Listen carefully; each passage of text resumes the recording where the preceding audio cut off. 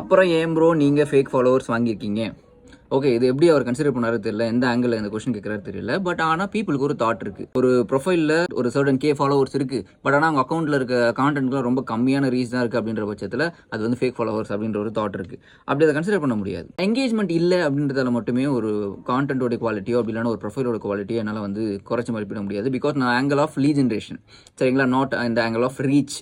என்னுடைய content first கான்டென்ட்லாம் நீங்கள் பார்த்தீங்கன்னா பயங்கர ரீச் போகும். அதில் அப்படியே பேன் கத்துவேன், ஸ்டார்டிங்கில் இந்த ஹூக்கெல்லாம் பிடிக்கிறதுக்காக அதெல்லாம் பண்ணுவேன். பட் ஆனால் அது வந்து ரொம்ப எப்படி ட்ரமாட்டிக்காக இருக்குல்ல, அது என் ஸ்டைலே இல்லை. ஸோ என்ன பண்ணால் அதெல்லாம் கட் பண்ணிட்டேன். அதெல்லாம் டெஸ்ட் பண்ணி பார்த்தேன், எது செட் ஆகுதுன்னு பார்த்தேன், எது செட் ஆகல அதை ரிமூவ் பண்ணிட்டேன். ஸோ அதுக்கப்புறம் எது செட் ஆகுதுன்னு ஃபைண்ட் அவுட் பண்ணி அந்த டோனில் என்னோட டோன்லேயே என்னுடைய ஸ்பெசிஃபிக் நிஷை பற்றியே நான் பேச ஆரம்பிச்சிட்டேன். So that's what exactly. அது ரொம்ப ரொம்ப ஸ்பெசிஃபிக்காக இருக்கும். யாருக்கு வந்து கிளைண்ட் வேணுமோ அவங்களுக்கு மட்டும்தான் போய் சேரும். ஸோ இப்போ கூட எனக்கு நிறைய வந்து டிஎம்ஸில் நிறைய என்கொயரிஸ்லாம் வருது. So it's fair enough for me. அந்த ரீச் வரலன்றதை நான் பெருசாக வந்து கேர் பண்ணலை, அட்லீஸ்ட் இப்போதைக்கு. மேபி இந்த இப்போ 4000ன்றது 200 போயிடுச்சுன்னா வேணால் நம்ம ஃபீல் பண்ண வாய்ப்பு இருக்குது. அப்போ கூட ஃபீல் பண்ணணும்னு தெரியல, பட் அப்போ ஃபீல் பண்ண வாய்ப்பு இருக்குது. ஸோ ஒரு ரீச்சை வச்சு ஒரு கான்டென்ட்டோடைய ஒரு அக்கௌண்ட்டோடைய குவாலிட்டியை வந்து நீங்கள் வந்து டிசைட் பண்ணாதீங்க அப்படின்றத நான் சொல்லுவேன்.